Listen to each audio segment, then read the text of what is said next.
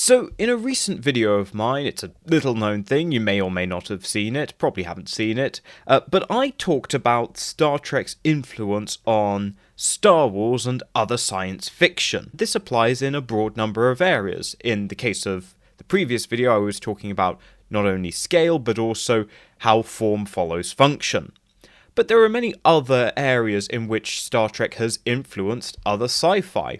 And in the case of Star Wars, actually, that deviates from Star Trek in certain areas, while other science fiction, like Stargate and Battlestar Galactica, actually followed quite closely to the formula laid out by Star Trek. What formula am I referring to? Am I referring to story?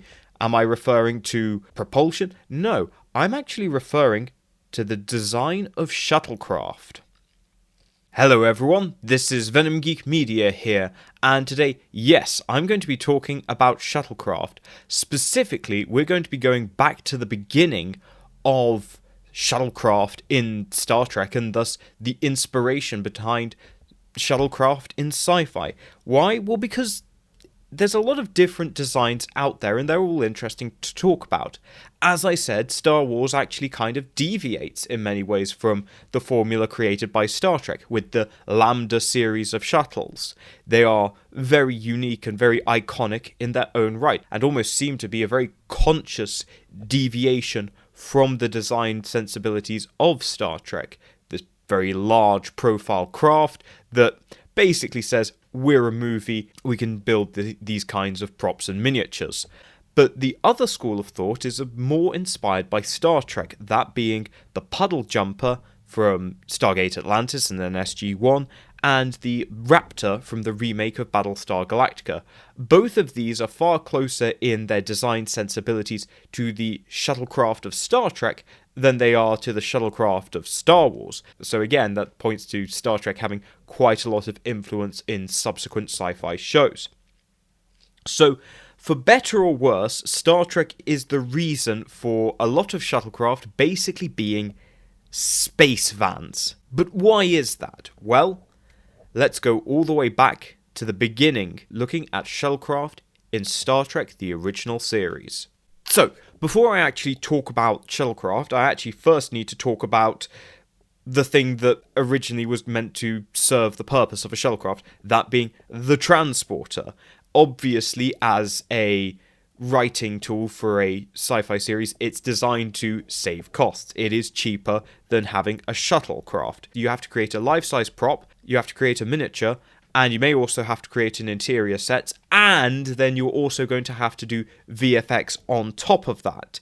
So you can see why the big upfront cost of building a shuttlecraft made Gene Roddenberry think of the alternative of the transporter, and for the initial run of early episodes of Star Trek, it serves its purpose. However, of course, we then get to an episode which, by necessity, requires the shuttlecraft, and that, of course, is Galileo 7. So, what happens in Galileo 7? Well, to refresh everybody, basically a shuttlecraft is marooned on a planet that is inhabited by primitive off-screen giants, and the Enterprise needs to rescue them, and they're trying to survive on the planet. Obviously, for that episode, they had to build an exterior for the shuttlecraft and an interior. Now, this means that they had to design the shuttlecraft to work within the writing of that episode, so there were certain things it needed. So it needed to have capacity for 7 cast members. You go and look at the initial concepts of the Galileo 7, and what Matt Jefferies comes up with, it looks like he actually comes up with 2 designs. One of which I'm going to describe as the Flying Saucer Cadillac, and another design which is more akin to an aircraft, which is more aeronautical in its approach. More on that later. But let's talk about the Flying Saucer Cadillac.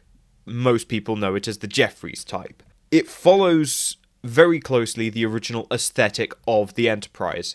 You know, lots of simple, curved shapes, very of its day. It's very clearly something from the 1960s. It is funny how certain aspects of Star Trek's aesthetic have aged very well, while others like this are very clearly from a particular time and place. The design's got an awful lot going for it. It could believably fly, but Unfortunately, the main issue would be that it would have a small, cramped interior, simply by virtue of course, that curved shape. Much like how when you have, say, a tank which has sloped armor, one of the downsides is a more compressed interior space. So unfortunately, the design was discarded because the curves were going to be hard to build. It was either going to be too small internally, or from the exterior, it was going to be massive. The actual prop would have been massive and impractical to transport. So again, for those that say, oh, in the 1960s, they didn't care. No, they absolutely did, and they wanted to make sure there was consistency between the interior of the shuttlecraft and its exterior prop. And when it comes to the Jefferies original design, depictions seem to vary. Some depictions seem to indicate it being quite small and would indeed be very cramped. Or they put it a little bit bigger, it looks a bit more comfortable and probably could fit the 7 people, but then you're looking at a craft that is very large. So that, of course, then brings us to the alternative design that eventually was used in the episode, the Galileo 7. It was called Galileo 7 and is implied to be one of several, but can we really fit 7 Galileo-type shuttlecraft in the Enterprise? While it's not the most big thing, and because of its simplistic, square, boxy shape, it's going to be easy to store, there's not a huge amount of room on the Enterprise. We'll get back to that. But this is where, of course, we get our rectangular space van that we all know and love. Jefferies himself was not keen on the idea. It is able to seat exactly 7 crew members, perfect for the episode. It is compact, utilitarian, and even includes actually a small engineering section in the back. But this very much sets the tone for how shuttlecraft are going to be portrayed in Star Trek going forward. Interestingly, it has both a impulse array on the back and warp engines, which is interesting because the script makes it pretty clear that the shuttlecraft of this time period can only travel at sublight speed. More on that in a little bit. But it does establish the design language for all future shuttlecraft in Star Trek, and not just in Star Trek. Of course, as I mentioned previously, Stargate, Battlestar, all of these take inspiration. And unfortunately, I think the Galileo 7 is responsible for the Imperium of Man's predilection for aeronautical metal boxes. So why does this design work, even though it's not the most elegant thing? Well, it's a good utility platform. It's more akin to a helicopter than a fighter jet, and once you take that into account, actually you can excuse a lot more of the weirdness of its design and the ungainly nature. Helicopters are not nearly as slick and elegant as aircraft. You can also excuse its unaerodynamic shape, because ultimately, planetfall for this craft is probably not its main purpose. They live in a time period where they have transporters, so they don't really need to rely on shuttlecraft to get to a planet's surface. If conditions on a planet are bad that they can't get the transporter to work, you probably don't want to be going down there in a shuttlecraft either. It's a weird place that shuttlecraft fall into in Star Trek. So instead of just being a straight-up transport, it's much more a utility platform. And again, that excuses a lot of its design choices. As for other things to bear in mind, of course, if it has any kind of deflectors or shields, then they could be used to change the aerodynamic form of the shuttlecraft. And then going back to the nacelles, which are not warp nacelles, why are they there? Well, those nacelles are not for warp power. They are actually, technically, best described as impulse nacelles, because they are not there to shrink space around the shuttlecraft. They are designed to project a field which will lower the inertia of the shuttlecraft, and so serve as an external impulse field. Now, why this is actually quite useful is because one of the issues of shuttlecraft, particularly if they're going to be making planetfall, is how do you get them back up into space? Gravity is a thing that we need to be aware of. Gravity is quite powerful, and look at modern rockets. That's the only thing that can break free of Earth's gravity, and even then, it's only the really big ones that can truly get stuff up out of the atmosphere, really up out into proper space. To do that, they're using an awful lot of energy. If you have a field which lowers the inertial mass of the shuttlecraft, you can basically make it lighter. You're not lowering its mass, but you are lowering its weight, and that will better allow it to escape the atmosphere of a planet and get back up into orbit. So that's why you would have nacelles even on sublight shuttlecraft. So, of course, the Galileo 7 was the blueprint for all shuttlecraft going forward, and indeed we would see updates to the design in the movies and of course then in Next Generation itself. But, of course, everyone knows that before the movies came out, there was of course the plans for Star Trek Phase 2. And much like there were plans for a different design of Enterprise, similar but ultimately different to what we got in TMP, so was there a design of shuttlecraft. Once again, Matt Jefferies takes another crack, and this time he goes whole hog on the aeronautical theme with the Phase 2 shuttle. This appears to be taken from the second set of designs I referred to earlier, ones which had a much more aeronautical sort of fuselage aircraft kind of shape. Instead of having nacelles on the end, it has wings and various control surfaces, and purports to carry 7 people. I'm going to somewhat question that, but it depends again on how you scale it. And again, this is one of these instances where you can, much like Jefferies' original design, you can scale it according to how many people you think it should be able to fit. You could make it big enough that it could carry 7 people, or you could make it actually quite small. In many ways, the very cylindrical shape of this shuttlecraft prefigures heavily the puddle jumper from Stargate Atlantis.